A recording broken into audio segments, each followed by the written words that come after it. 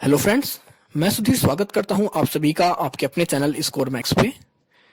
और आज हम डिस्कस करने वाले हैं आपकी IBO 4 की यूनिट 12 को, जिसका नाम है कार्गो इंश्योरेंस। तो कार्गो इंश्योरेंस होता क्या है कि जब हम अपनी कंट्री से किसी दूसरी कंट्री में अपने गुड्स को एक्सपोर्ट कर रहे हैं, अपने कार्गो को एक्सपोर्ट कर रहे हैं, तो वहां पर हमें सिक्योरिटी चाहिए होती है कि अगर इन फ्यूचर हमारा कार्गो है या हमारा गुड्स है वो रास्ते में ही या कह सकते हैं इन ट्रांजिट शिप पर या बाय एयर या बाय रोड किसी तरह डैमेज हो जाए या कह सकते हैं चोरी हो जाए, पिलफरेज हो जाए, तो उस चीज के लिए कौन रिस्पॉन्सिबल होगा। तो हर कोई चाहता है कि वो मैक्सिमम सिक्योरिटी चाहता है कि जब वो अपने प्रोडक्ट को एक्सपोर्ट करता है, तो वही होता है आपका एक्सपोर्ट इंश्योरेंस। इसके थ्रू आप अपने एक्सपोर्ट की जो वैल्यू होती है उसको सिक्योर करते हैं। Cargo insurance known as marine insurance, आपके जो कार्गो इंश्योरेंस है इसको मरीन इंश्योरेंस भी कहा जाता है। It provides anticipated business to participation more freely in the business and expands the scope of their operations। एक तरह से आपको अपॉर्चुनिटी देता है, आपको फ्री अपॉर्चुनिटी प्रोवाइड करता है कि आप फ्रीली होकर अपने बिजनेस को बढ़ा सकते हैं ओवरसीज मार्केट में विदाउट एनी रिस्क के। क्योंकि अगर आपके पास रिस्क ज्यादा है कि आपका हो सकता है आपका प्रोडक्ट डैमेज हो जाए, लॉस हो जाए, तो आप बहुत कम अपने प्रोडक्ट को एक्सपोर्ट करोगे या वहां पर दूसरी कंट्रीज में ट्रेड करोगे। लेकिन ये क्या करते हैं, ये इंश्योरेंस आपको एक तरह से सिक्योरिटी प्रोवाइड करते हैं कि अगर इंपोर्टर ने आपकी वैल्यू को पे नहीं करा या इन ट्रांसिट आपका प्रोडक्ट डैमेज हो जाता है, वेस्ट हो जाता है, पिलफ्रेज हो जाता है, तो उसकी जो वैल्यू होती है वो आपको पूरी मिल जाएगी। तो ये होता है तो नीड्स ऑफ कार्गो इंश्योरेंस। तो हमने देखा कार्गो इंश्योरेंस होता क्या है कि एक तरह से हमारे जो गुड्स के लिए हम इंश्योरेंस लेते हैं एक्सपोर्ट में, कि हम अगर in any future any condition हमारा जो गुड्स है, प्रोडक्ट है, वो डैमेज हो जाए रास्ते में, हो सकता है बाढ़ आ जाए या शिप डूब जाए या आग लग जाए रास्ते में, तो इन कंडीशंस को सिक्योर करने के लिए अपनी जो वैल्यू होती है एक्सपोर्ट की उसके लिए हम लेते हैं कार्गो इंश्योरेंस।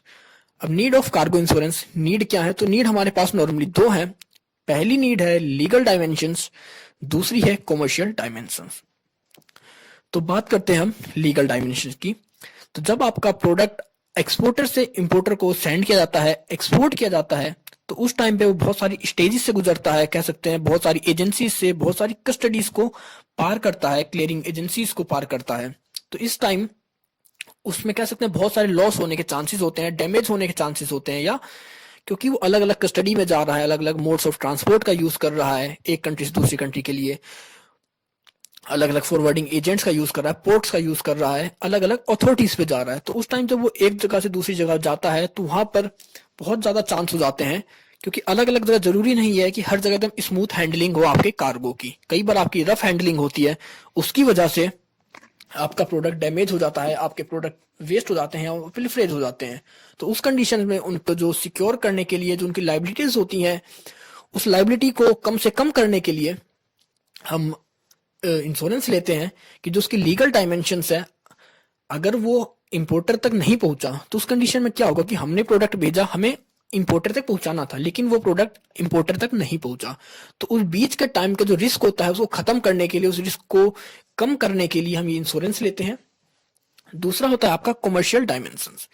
तो कमर्शियल डायमेंशंस के अंदर बात करें तो इसके अंदर होता है कि जब हम एक्सपोर्ट करते हैं अपने प्रोडक्ट का, तो इसमें होता है कि कई बार हमारा प्रोडक्ट हमने तो एक्सपोर्ट कर दिया अपनी कंट्री से, लेकिन वो इंपोर्टर के पास तक नहीं पहुंच पाता, वो रास्ते में ही इन ट्रांजिट में ही डैमेज हो जाता है, वेस्ट हो जाता है, या कह सकते हैं डिस्ट्रॉय हो जाता है। तो उस कंडीशन में जो उसकी पेमेंट थी हमारे एक्सपोर्ट की, वो हमें इंपोर्टर से नहीं मिलेगी, क्योंकि जब इंपोर्टर के पास वो प्रोडक्ट पहुंचा ही नहीं तो इंपोर्टर उस चीज की वैल्यू क्यों पे करेगा। लेकिन अगर हम इंश्योरेंस ले लेते हैं तो इसके अंदर अब आपका जो इंपोर्टर होता है वो आप उसके पास प्रोडक्ट आपने भेज दिया, आपने उसके पास रिसिप्ट भेज दी इंश्योरेंस की, उसके बाद चाहे वो प्रोडक्ट इंपोर्टर तक पहुंचे या ना पहुंचे, आपका जो कह सकते हैं इंपोर्टर है वो उस प्रोडक्ट की वैल्यू को पे करेगा। और ये भी आप सोचेंगे कि उसके पास प्रोडक्ट नहीं पहुंचा लेकिन वो वैल्यू को क्यों पे करेगा, क्योंकि अब जो वैल्यू होती है प्रोडक्ट की, उस वैल्यू को वो कवर कर लेगा इस इंश्योरेंस एजेंसी से। तो आपके जो कमर्शियल डायमेंशंस हो गए कि मतलब जो उसकी जो मोनेटरी फॉर्म थी या जो मोनेटरियल वैल्यू थी उस प्रोडक्ट की, उसको कवर करने के लिए हम यूज करते हैं कार्गो इंश्योरेंस का। तो ये थे आपके दो, एक होता है लीगल डायमेंशंस, दूसरा होता है कमर्शियल डायमेंशंस। अब nature of cargo insurance policy. तो नेचर क्या है कार्गो इंश्योरेंस पॉलिसी का? तो the insurance act 1938 and insurance regulations 1939। तो हमारे पास ये दो एक्ट हैं, 1938 और इंश्योरेंस रूल 1939। नेक्स्ट हमारे पास मरीन इंश्योरेंस एक्ट 1963। तो जब हम बात करते हैं किसी भी टाइम में अपने प्रोडक्ट को दूसरी कंट्री में एक्सपोर्ट करने, तो हम कुछ इंश्योरेंस लेते हैं, तो इन पॉलिसीज का यूज कर इन एक्ट्स का यूज कर उस इंश्योरेंस को लिया जाता है। इनके अंदर कुछ रूल्स हैं, कुछ रेगुलेशंस हैं, कुछ कंडीशंस हैं कि आप जब कोई भी इंश्योरेंस लेते हैं तो आप अगर उसको रिकवर करना चाहते हैं, उसके अगेंस्ट अपनी वैल्यू को क्लेम करना चाहते हैं, तो आपको किन कंडीशंस को फिलफिल करना पड़ेगा, आपको किन डॉक्यूमेंट्स को शो करना पड़ेगा। अब बात करते हैं मरीन इंश्योरेंस कॉन्ट्रैक्ट के बारे में। तो कह सकते हैं मरीन इंश्योरेंस कॉन्ट्रैक्ट है क्या नॉर्मली, तो यह आपका इंडियन मरीन इंश्योरेंस एक्ट 1963 के अंदर बताया गया है। आपका जो मरीन इंश्योरेंस एक्ट है 1963, ये आपका इंडियन मरीन इंश्योरेंस एक्ट है। इसके अंदर बताया गया है कि किस तरह आप अगर कोई एक्सपोर्ट कर रहे हैं और आपका प्रोडक्ट इन ट्रांसिट में या शिप के साथ डैमेज हो जाए, हो सकता है आपका प्रोडक्ट डूब जाए या डैमेज हो जाए या जल जाए, कुछ भी हो जाए ऐसी कंडीशन में, तो उस कंडीशन में आपका जो प्रोडक्ट है उसके लिए आप कितने के लिए लाइबल होगे, आपको कितनी वैल्यू उस प्रोडक्ट की मिलेगी उसके लॉस की। तो इसमें बताया जाता है कि आप कितना जो अमाउंट अपने लॉस का रिकवर कर सकते हो उस कॉन्ट्रैक्ट के थ्रू। तो एक तरह से ये इंश्योरेंस होता है, एक तरह से कॉन्ट्रैक्ट होता है हमारे इंश्योरर और इंश्योर्ड के बीच में, मरीन इंश्योरेंस। दूसरा होता है इंडेमनिटी एंड इंश्योरेबल वैल्यू। अब इसके अंदर बताया जाता है कि अब उसे कितनी वैल्यू मिलेगी। तो एक तो होती है कि इंडेमनिटी। इंडेमनिटी की बात करें तो इंडेमनिटी के अंदर हम मान के चलते हैं कि हमारा जो प्रोडक्ट है वो टोटली डैमेज हो चुका है, मतलब इसके अंदर जो पूरी की पूरी वैल्यू होती है, हमारी 100% वैल्यू हमारे जो एक्सपोर्टर है या हमारा जो कह सकते हैं जिसने अपना इंश्योरेंस करवाया था उसे मिल जाती है। लेकिन हम बात करें कि इंश्योरेबल वैल्यू की कितनी वैल्यू थी, हो सकता है आपका प्रोडक्ट पूरा डैमेज ना हुआ हो, प्रोडक्ट आधा ही डैमेज हुआ हो, तो उस कंडीशन में उसकी जो वैल्यू देखी जाती है, कई बार आपका प्रोडक्ट कुछ डैमेज हो गया और उस चीज को रिकवर करने के लिए उस पर जो आप एक्सपेंस करते हैं वो एक्सपेंस इतना नहीं होना चाहिए, मतलब आपका जो एक्सपेंस कर रहे हैं उसको रिकवर करने के लिए, उस प्रोडक्ट को सिक्योर करने के लिए, वो आपका मैक्सिमम होना चाहिए आपकी प्रोडक्ट की वैल्यू तक।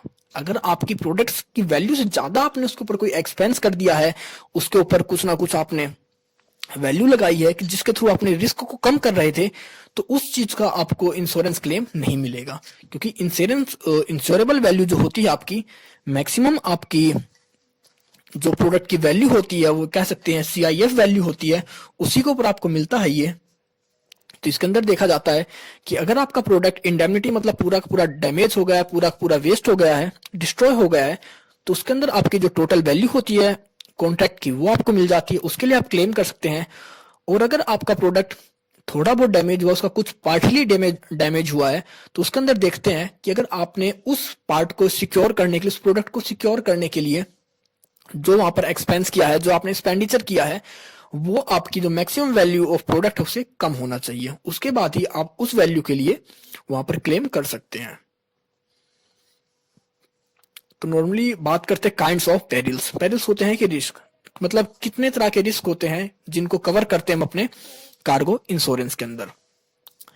तो सबसे पहला है हमारे पास एक्सट्रेनियस पेरिल्स। तो इसके अंदर हम कह सकते हैं कि जब आप किसी दूसरी कंट्री में अपने प्रोडक्ट को एक्सपोर्ट करते हैं, तो उस टाइम अपने प्रोडक्ट की लोडिंग करते हैं, कीपिंग करते हैं, अनलोड होता है हमारा कार्गो। तो इसमें कह सकते हैं हमारी जो फैसिलिटीज प्रोवाइड की जाती है, जो इंफ्रास्ट्रक्चर होता है जिसके थ्रू कि आपकी जैसे रफ हैंडलिंग हो गई, ब्रेकेज हो गई, लीकेज हो गई, या कह सकते हैं स्लिंग डैमेज हो गया, या oil and acids or theft हो गए, या आप कह सकते हैं पिलफरेज हो जाए, मतलब जो हमारी हैंडलिंग से रिलेटेड, मतलब हमारा प्रोडक्ट तो वैसी क्वालिटी में है लेकिन अब वो या तो टूट चुका है या डैमेज हो चुका है या वो चोरी हो चुका है, या उसके ऊपर कह सकते हैं एसिड गिर गया, कोई तेल गिर गया, मतलब इसके अंदर वो आता है कि आपने जब अपने प्रोडक्ट को दूसरी कंट्री में एक्सपोर्ट किया, उनके बीच में जो उनकी हैंडलिंग थी, लोडिंग के बाद और डीलोडिंग के पहले, इसके बीच में जो प्रोसेस होती है, उन प्रोसेस के बीच में आपके प्रोडक्ट को डैमेज कर दिया गया है, आपका प्रोडक्ट डैमेज हो गया वहां की रफ हैंडलिंग की वजह से, या उनकी कह सकते हैं लोडिंग की वजह से, या कोई उनकी लोडिंग में फॉल्ट था उसकी वजह से, तो वो सारे रिस्क आते हैं आपके एक्सट्रेनियस पेरिल्स के अंदर। तो इसके अंदर नॉर्मली आप देख सकते हैं कि इसमें आपकी प्रोडक्ट की क्वालिटी तो वही होती है, आप खुद कुछ नहीं करते, ना ही कोई नेचुरल डिजास्टर आता है वहां पर, लेकिन यहाँ पर जो लॉस होता है वो होता है हमारी उसकी हैंडलिंग से रिलेटेड। मतलब अगर हैंडलिंग में कोई इश्यू है तो वो सारे रिस्क आते हैं आपके एक्सटेनिमस पेरिल्स के अंदर। अब बात करते हैं मैरीटाइम पेरिल्स। मैरीटाइम पेरिल्स के अंदर हम बात करें तो इसके अंदर आते हैं आपके एक्ट ऑफ गॉड। मतलब वो ऐसे खतरे जो कह सकते हैं कि नेचुरल होते हैं, जिन्हें मैन मेड आदमी नहीं बना सकता है। अब हो सकता है आप का प्रोडक्ट शिप बाय शिप जा रहा हो और वहां पर तूफान आ जाए या बवंडर आ जाए या फिर समुद्र के अंदर टाइफून्स आ जाए, टोर्नेडो आ जाए, सुनामी आ जाए, ऐसा कुछ भी जो कि चीज आप क्रिएट नहीं कर सकते, जो कि गॉड मेड है। तो उस कंडीशन में या आपका शिप चल रहा है, आपकी शिप के अंदर बहुत ज्यादा पानी आ जाए या आपका शिप लीक हो जाए या ऐसा कोई भी केस हो जाए जो कि मैन मेड नहीं है, जिनके ऊपर हमारा कोई कंट्रोल नहीं होता, तो उस तरह के हम जितने भी कह सकते हैं रिस्क होते हैं, चाहे तूफान आ जाए समुद्र के अंदर, चाहे ज्वालामुखी फट जाए या कह सकते हैं आग लग जाए अचानक से, तो इन सभी चीजों को हम इंक्लूड करते हैं आपके मैरीटाइम पेरिल्स के अंदर। अब बात करते हैं वॉर पेरिल्स के बारे में, वॉर रिस्क के बारे में। तो वॉर रिस्क जैसे आप समझ सकते हैं कि कोई रिबेलियन हो जाए किसी कंट्री में, या जिस मोड ऑफ ट्रांसपोर्ट का यूज कर रहे हैं उसके नियर कोई रिबेलियन हो जाए, कोई वॉर हो जाए जिसके थ्रू आपके प्रोडक्ट को लूट लिया जाए, आपके ट्रांसपोर्ट कह सकते हैं जिस मीडियम का यूज करें तो उसको जला दिया जाए या चोरी हो जाए, वहां पर स्ट्राइक हो जाए या उसको बुरी तरह तोड़ दिया जाए, कैप्चर कर लिया जाए, अरेस्ट कर लिया जाए। मतलब जो वॉर की कंडीशंस में जितने भी रिस्क आपके जनरेट होते हैं, जितने भी रिस्क आपके शो होते हैं मैक्सिमम वॉर से रिलेटेड, तो वो सारे आप आते हैं आपके वॉर पेरिल्स के अंदर। अभी स्ट्राइक पेरिल्स के बारे में बात करते हैं। तो स्ट्राइक पेरिल्स आप समझ ही सकते हैं कि इस नॉर्मली इसका बात क्या है कि जब आपके वर्कर्स स्ट्राइक कर दें, लॉकआउट कर दें आपके वर्कमैन को, आपकी फैक्ट्री बंद हो जाए, या फिर आप डिलीवरी तो करना चाहते हैं लेकिन किसी कंडीशंस में स्ट्राइक की वजह से आप तक गुड्स ना पहुंच पा रहे हैं, आपके पास रॉ मटेरियल ना पहुंच पा रहा हो, या आपने रॉ मटेरियल प्रोडक्ट को तो आगे भेज दिया लेकिन वहां पर अब हो सकता है शिप ओनर्स की स्ट्राइक हो या वहां पोर्ट अथॉरिटीज की स्ट्राइक हो, वो अपने राइट्स के लिए लड़ रहे हो, जिसके थ्रू उन्होंने सारे वर्क को बंद कर रखा हो। तो इस तरह के 4 तरह के रिस्क होते हैं जिनको कि हम कवर करते हैं अपने इस इंश्योरेंस के अंदर। तो सबसे पहला होता है आपका एक्सटेनिमस पेरिल्स। इसके अंदर आपके कह सकते हैं जो लोडिंग और डिलोडिंग, एक तरह से किस तरह हम उस कार्गो को एक्सपोर्ट कर रहे हैं, किस तरह से उसको हम कह सकते हैं लोड करते हैं, डिलोड करते हैं, जो हमारा तरीका होता है, जो हमारे पास इक्विपमेंट्स होते हैं, हमारा जो बिहेवियर होता है उस प्रोडक्ट को किस तरह हम किस बिहेवियर में उसको एक्सपोर्ट कर रहे हैं, इंपोर्ट कर रहे हैं, लोड कर रहे हैं, डिलोड कर रहे हैं। तो इन सब चीजों से रिलेटेड ये होता है आपका, ये तो आपका मैनमेड होता है कि आदमी उस प्रोडक्ट को किस तरह ट्रीट कर रहा है ट्रांजिट के दौरान। दूसरा होता है आपका मैरीटाइम पेरिल्स। इसके अंदर आपके मैनमेड इवेंट्स भी आ जाते हैं और आपके गॉड, मतलब कुछ ऐसे जो खतरे होते हैं, कुछ ऐसे रिस्क होते हैं जिनको इंसान नहीं बनाता, जो अपने आप होते हैं। जैसे आपका कोई वाइंड बहुत तेज हो गई, आपके भूकंप आ गए या आपकी सुनामी आ गई, या फिर कुछ होते हैं ऐसे जिनको आदमी बनाता। हो सकता है कि आग लग गई, या आपका जो शिप था उसके अंदर पानी घुस गया, या आपके अंदर कुछ लीकेज हो गई, या ऐसा कुछ भी। तो ये सब चीज जो नेचुरल डिजास्टर्स के रूप में होते हैं वो आपके मैरीटाइम में होते हैं। वॉर पेरिल्स के अंदर आपकी वॉर कंडीशंस के अंदर, चाहे आपकी सिविल वॉर हो, चाहे रेवोल्यूशन हो, रेबेलियन हो, इन सभी चीजों के अंदर आपके जो रिस्क होते हैं वो वॉर पेरिल्स के अंदर आते हैं, और स्ट्राइक के अंदर आते हैं आपके स्ट्राइक से रिलेटेड। अब बात करते हैं लॉसेस के बारे में कि लॉसेस किस किस तरह के होते हैं, क्योंकि जब हमने इंश्योरेंस की बात करी तो हम इंश्योरेंस तभी तो लेंगे जब हमारे पास कोई लॉस होगा। तो लॉस आपके 2 तरह के होते हैं। तो सबसे पहला होता है आपका टोटल लॉस और दूसरा होता है पार्टिकुलर लॉस। अब इनको भी 2-2 पार्ट में डिवाइड किया गया है।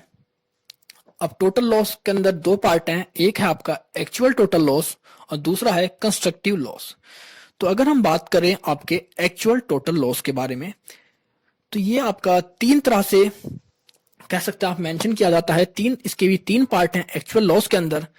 तो सबसे पहला पार्ट है कि इसके अंदर आपका जो गुड्स होता है, आपका जो कार्गो होता है, वो टोटली डैमेज हो जाता है, फिजिकली डैमेज हो जाता है। हो सकता है कि उस प्रोडक्ट में आग लग गई हो, या आपका जो शिप था वो डिस्ट्रॉय हो गया हो, या शिप आपका डूब गया हो। तो इस कंडीशन में आपकी जो रिकवरी होती है वो गुड्स की नहीं हो पाती। तो ये होता है आपका पहला पार्ट एक्चुअल टोटल लॉस के अंदर, पहला पार्ट जिसके अंदर आपका जो गुड्स होता है वो टोटली फिजिकली डैमेज हो जाता है। उसमें दूसरा होता है कि आपका जो गुड्स का जो नेचर होता है वो चेंज हो जाता है।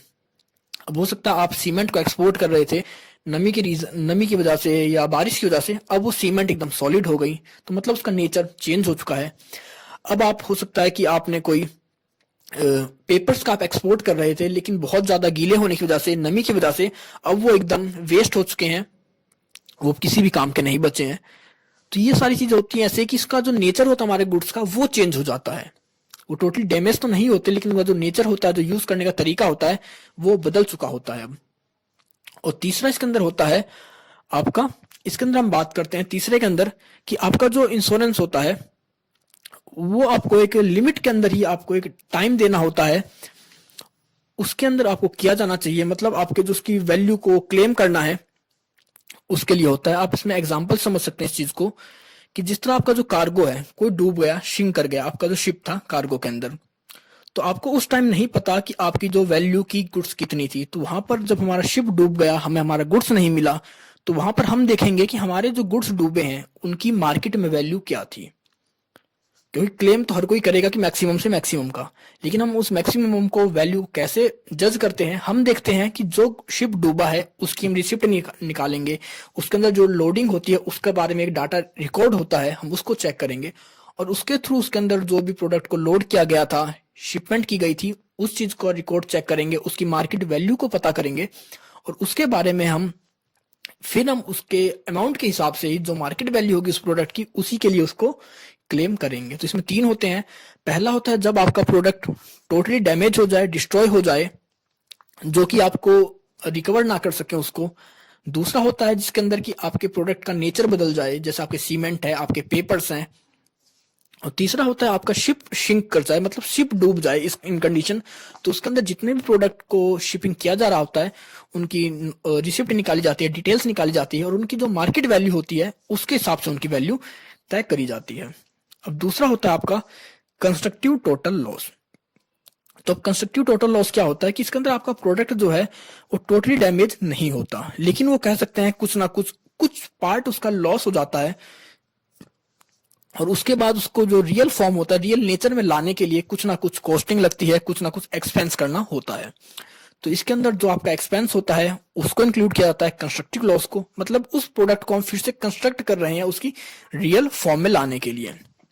अब इसके अंदर जो उसकी वैल्यू होती है नए रियल फॉर्म में लाने के लिए, वो वैल्यू मैक्सिमम उस प्रोडक्ट की वैल्यू तक होनी चाहिए, उस प्रोडक्ट की वैल्यू से ज्यादा आपकी कंस्ट्रक्शन लॉस नहीं होना चाहिए। मतलब अगर आपका कोई प्रोडक्ट का कुछ पार्ट डैमेज हुआ है तो आप उसको कंस्ट्रक्शन के लिए मैक्सिमम उतना ही वैल्यू स्पेंड कर सकते हैं जितना कि उस प्रोडक्ट की मैक्सिमम वैल्यू है। आप उसकी मैक्सिमम वैल्यू से ज्यादा वहां पर उसके हिसाब से एक्सपेंड नहीं कर सकते। तो ये होता है आपका टोटल लॉस। अब बात करते हैं पार्टिकुलर लॉस के बारे में। तो पार्टिकुलर लॉस में दो पार्ट हैं, एक है आपका जनरल एवरेज और दूसरा है आपके पास पार्टिकुलर लॉस। तो अब जनरल लॉस की बात करते हैं। तो जनरल लॉस में हो सकता है एक ही शिप के अंदर 10 तरह के प्रोडक्ट को एक्सपोर्ट किया गया, 10 तरह के एक्सपोर्टर्स के प्रोडक्ट थे, और उसके अंदर किसी एक प्रोडक्ट का लॉस हो गया, कोई एक प्रोडक्ट डैमेज हो गया, हो सकता है शिप का वेट ज्यादा हो गया हो ड्यूरिंग ट्रांजिट के टाइम में या किसी वेदर कंडीशंस की वजह से, और वहां पर शिप ओनर्स को उनमें से किसी एक प्रोडक्ट को समुद्र में फेंकना पड़े, किसी एक प्रोडक्ट को बाहर निकालना पड़े उस शिप से।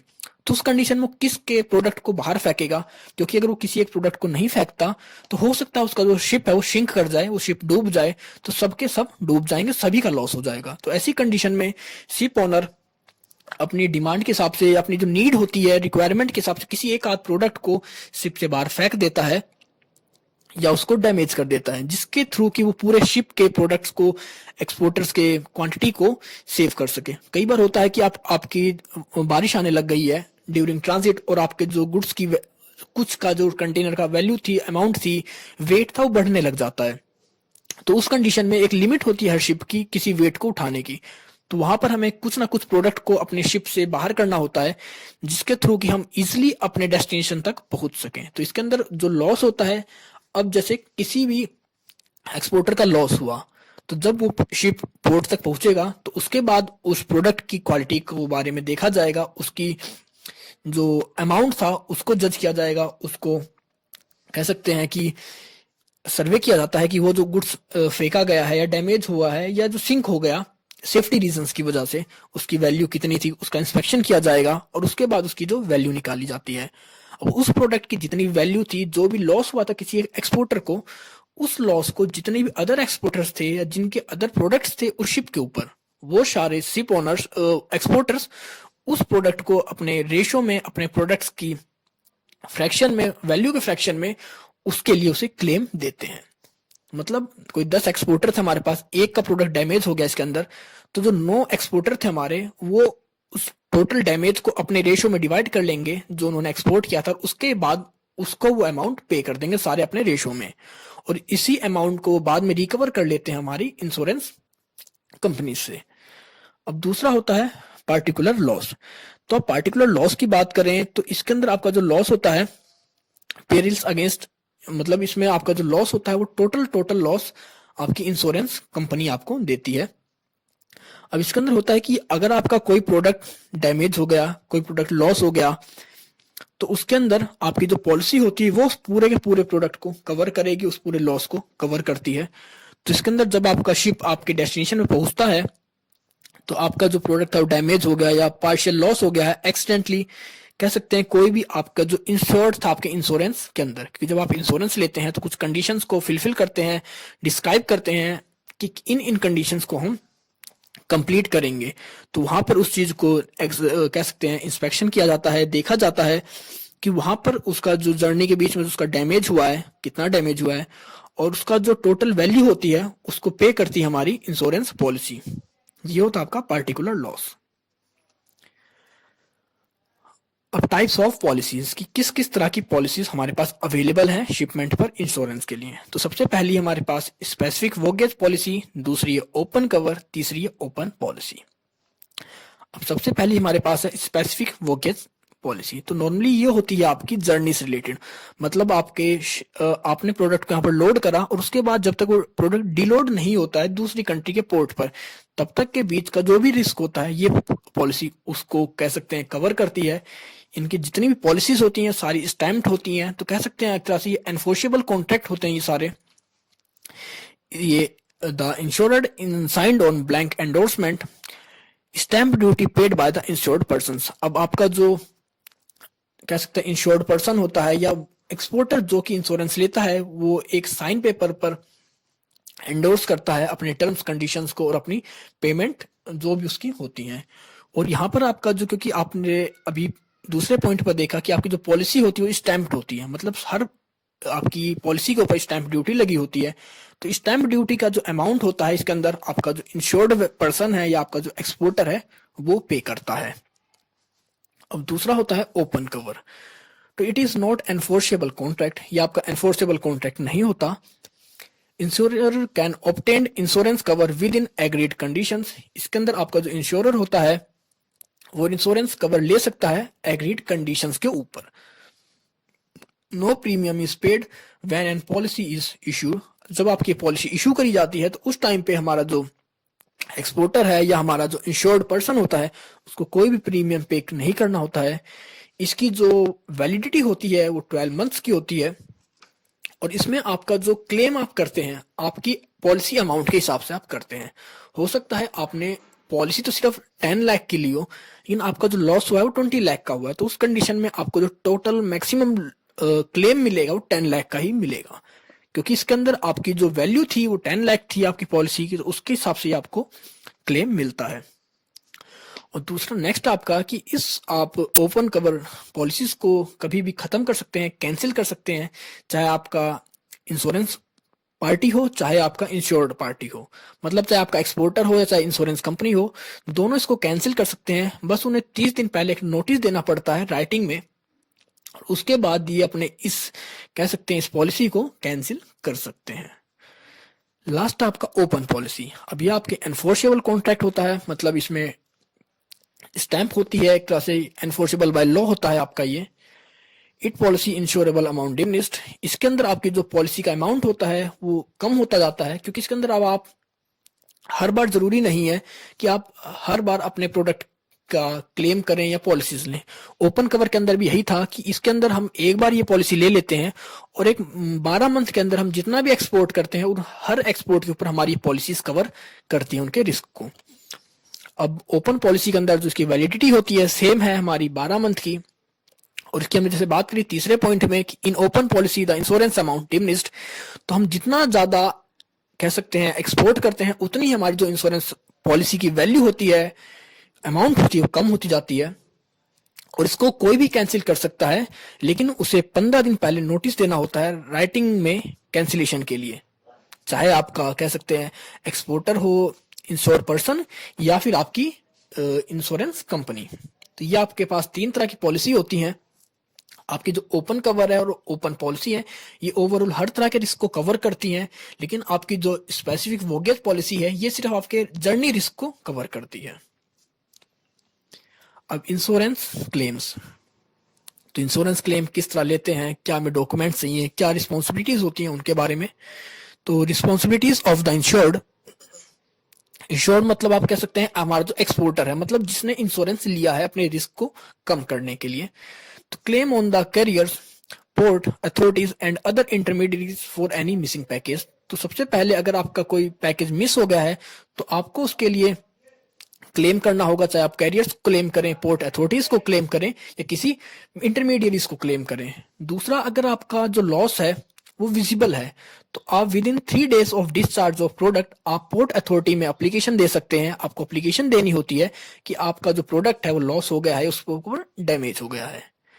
इन कंडीशन अगर आपके प्रोडक्ट का जो लॉस था वो विजिबल नहीं था in the time of loading या डिलोडिंग के टाइम पे, जब आपको डिलीवरी हुई तो उस टाइम पर लॉस नहीं दिख रहा था, लेकिन कुछ टाइम बाद आपको लॉस दिखा, तो उसके लिए होता है कि आपकी डिलीवरी के 3 दिन बाद तक आप उस चीज के बारे में अपनी रिपोर्ट फाइल कर सकते हैं, क्लेम कर सकते हैं। और अगर आप एयर कंसाइनमेंट है तो वहां पर 7 दिन का टाइम मिलता है आपको, डिलीवरी के बाद के 7 दिन के अंदर आपको क्लेम फाइल करना होता है उसकी वैल्यू के लिए। नेक्स्ट है क्लेम प्रॉपर मॉनेटरी वैल्यू, आप उतनी ही वैल्यू का क्लेम करें जितने की आपकी वैल्यू हो। ये नहीं कि आपका प्रोडक्ट तो 10 रुपए का डैमेज हुआ और आप 100 रुपीज के लिए वहां पर क्लेम करें, तो आपको जो मॉनेटरी वैल्यू होती है वो प्रॉपर होनी चाहिए। नेक्स्ट है if any missing package file a report on port authority, अगर आपका कोई पैकेज मिस हो गया है, मिल नहीं रहा है, तो उसके लिए आपको एक रिपोर्ट फाइल करनी होती है पोर्ट अथॉरिटी के लिए। Is missing package are traced clearance may be made only after a joint survey, और अगर आपका कोई प्रोडक्ट जो मिस था अब वो मिल चुका है तो वो आपको ऐसे नहीं है कि आप जब भी चाहें उसे ले सकते हैं, उससे पहले आप उसके बारे में पूरी इंस्पेक्शन होगी, जॉइंट सर्वे होएगा कि वो प्रोडक्ट आपका ही है, उसके बाद ही प्रोडक्ट आपको दिया जाएगा। लास्ट आपका claim filed with in the time limit, और ये सारे क्लेम आपको तभी मिलेंगे जब इनके लिए एक स्पेसिफिक टाइम दिया गया है, उस टाइम के अंदर रहकर ही आप इस क्लेम को करते हैं। अब दूसरा है फाइलिंग क्लेम्स के बारे में बात करते हैं। तो हम फाइल क्लेम करते कब है, तो the date of occurrence causes the loss, कि जिस दिन आपका लॉस हुआ है उस दिन आप इस क्लेम को फाइल कर सकते हैं। या फिर आप दूसरी बात करें, the date when the claim is repudiated either partly और होली, या दूसरा वो दिन जब आपको पता चला आपके क्लेम का, या आपको उस क्लेम के बारे में पता चला। मतलब एक तरह से कह सकते हैं कि पहला तो होता है कि क्लेम जब आपका हुआ, मतलब लॉस हो चुका है, और दूसरा होता है कि रेपुटेटेड आइदर पार्शली और होली, मतलब आपका जो टाइम पीरियड होता है किसी चीज के लिए, आपका कोई क्लेम हुआ उसके बाद आपको एक टाइम पीरियड दिया जाता है कि आप उसके अंदर 3 दिन के अंदर या 4 दिन के अंदर उसका एक पीरियड के अंदर उस क्लेम को अप्लाई कर सकते हैं। तो उस चीज के बारे में बात करता है, चाहे वो आपका क्लेम पार्शली हो चाहे होली हो। अब बात करते हैं डॉक्यूमेंट्स फॉर क्लेम। तो डॉक्यूमेंट्स फॉर क्लेम की बात करते हैं कि कौन कौन से आपके डॉक्यूमेंट्स लगते हैं इस क्लेम को लेने के लिए। नॉर्मली इसके अंदर वही सारे डॉक्यूमेंट्स लगेंगे जो कि आपको एविडेंस प्रोवाइड करें आपके प्रोडक्ट की क्वालिटी के रिलेटेड, आपकी वैल्यू से रिलेटेड, आपकी क्वांटिटी से रिलेटेड। आपको ऐसा एविडेंस प्रोवाइड करें कि आपने कह सकते हैं शिपिंग करी थी, एक्सपोर्ट किया था। तो सबसे पहला हमारा original insurance policy. Insurance policy एक तरह से आपको एविडेंस देता है कि आपने किन रूल्स को फॉलो कर कर किन कंडीशंस के ऊपर अपने इंश्योरेंस पॉलिसी ली थी।